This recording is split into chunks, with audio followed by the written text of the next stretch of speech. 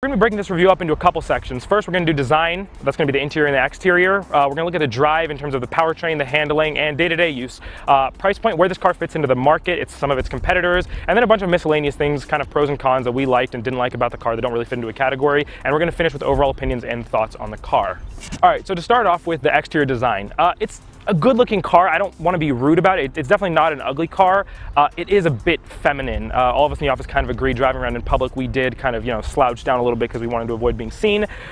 Mazda did make an effort to make it a little more aggressive. We have to give them credit for that. But it's kind of like having a poodle as a guard dog. It just doesn't really work. And we've said this before. Mazda has their cars which kind of smile on the front, so they don't really look that intimidating. On the bright side, they're happy, I guess. So that's a good thing.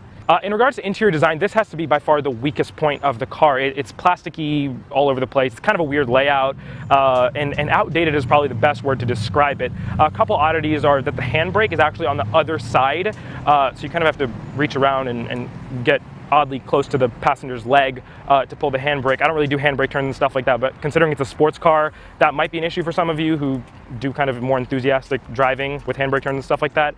Another thing is the cup holders and the power windows are located just kind of where your forearm lands. So when you're shifting a lot of the times, if you have a cup, you'll end up hitting the cup and lowering the windows all at the same time. So it's not really the best layout. Like I said, this is one of the weaker points of the car.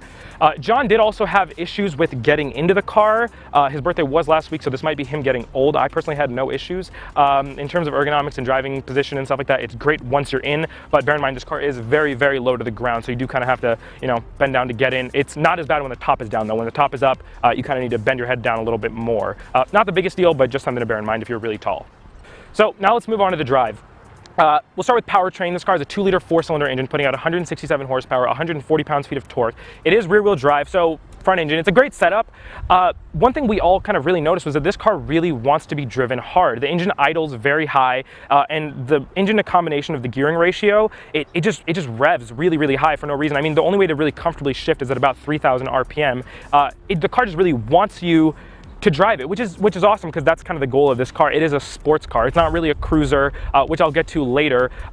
You kind of just really need to ring it out. But the one downside of this is going at freeway speeds, you would think that, okay, I'd be able to cruise. But once you're in 6th gear, going at about 65, 70 miles an hour, you're already at 3,000, 3,500 RPM. It almost feels like the car needs another gear. Just kind of an odd thing that makes it a little bit uncomfortable at highway cruising speeds. So in regards to handling, this is probably the best point of the car. The first thing I noticed when getting in was that the steering was super, super tight. It's a perfectly balanced car. Rear-wheel drive, front engine, handles great. I did notice when I looked at the car that there was very narrow rear tires initially, which I thought might be a problem or a benefit depending on how you like to drive. Having the back end kind of let go and that sort of stuff. But the power to grip ratio, because it's such a low-powered car, it's pretty fantastic. It's a very manageable car. If you floor it halfway through a corner, you'll get a little bit of slip, but it's very easy to catch. It's not going to try to kill you. If you're going for precision driving, it's very easy to maintain the car in control, and the situation doesn't get very hairy.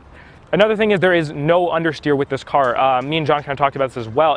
It's such a well set up car. I can't really overstate it. This car is really popular amongst track day enthusiasts just because the setup is so great. I know a lot of people who have spec racing cars based off of older Miatas or the MX-5. They take the car, they tune it up to get more power out of it, and they kind of make the most of it, installing roll cages, stiffer suspension, and that sort of thing. And mentioning stiffer suspension also, one thing I did notice was that the chassis is a little bit looser than the steering itself.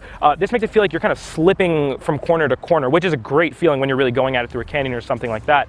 The lack of chassis stiffness may be down to the fact that it's convertible, so you lose a little bit of structural rigidity. But again, it's not really a bad thing, it's just something I noticed.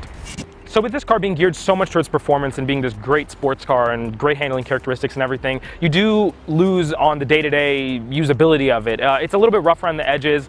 There's a lot of road noise, tire noise, with the top up, bear in mind. So when you put the top down, to be honest, it's really not that bad. You kind of expect the noise, and it's a great experience driving convertible. We live in California, so we're fortunate enough to be able to do that like 8 months out of the year easily, like drive with the top down. But if you live somewhere else, I assume it's going to be about 50-50, and you're going to have to drive with the top up, and it's really not that smooth of an experience. Price point's a really important thing with this car, and ours was a hardtop Grand Touring version, which came in at $29,450. The soft top version of the car comes in at $23,970. Of course, it depends on how you spec it and all that stuff. To me, this car is competing with the Scion FRS, which I've driven and I'm a big fan of. I can't say driving dynamics-wise the FRS is better because this car is fantastic. The main thing is the FRS is a lot more refined in the places that this car is not. The interior feels a lot less clunky, a lot less outdated. It's not a luxury car by any means, but this car really isn't that great in that department, and it doesn't look feminine at all. It looks pretty aggressive. The FRS does. So a couple miscellaneous things, and we have to bring this up, even though we were overall really happy with the car. Ralph actually took the car for a car wash, and he did mention, and this is pretty worrying, that the car started leaking a little bit of water. Nothing too crazy, but it did start leaking water. Now, this may be just an issue with our press car, which also may have led to the additional road noise. So I'd really recommend going and test driving the car yourself and getting a feel for it and seeing if it's really for you. Another thing is the car does have a very small trunk. Really isn't that big of an issue because you kind of know what you're getting into, but it is something to bear in mind. You also do get very poor fuel economy considering the incredibly small engine. You'd think a 2-liter 4-cylinder engine would give you great fuel economy, but it really doesn't because the engine's kind of revving out all the time. So overall, this is a small, cheap sports car that wants to be revved out, driven hard. I mean, Mazda definitely knew what they were doing with this car, and so I can't really knock them for not having all the amenities that some of its competitors might have, or being as smooth or as luxurious as some of the other competitors might have. It knows what it is. There's no clutter. The downside is you don't get a very practical car or a very economical one. You do get a hard-edged sports car that's really, really fun and comes in a fun-sized package. It's not pretending to be anything that it's not, and so for that, I give it a 7 out of 10. Thank you for watching. I hope you enjoyed. We love making tech videos here, and if you like watching them, be sure to hit the giant subscribe button so you know exactly what's happening in the world of technology. And if you like gaming and you want to see us play some games, albeit sometimes kind of badly, check out our new Twitch channel at twitch.tv/technobuffalo.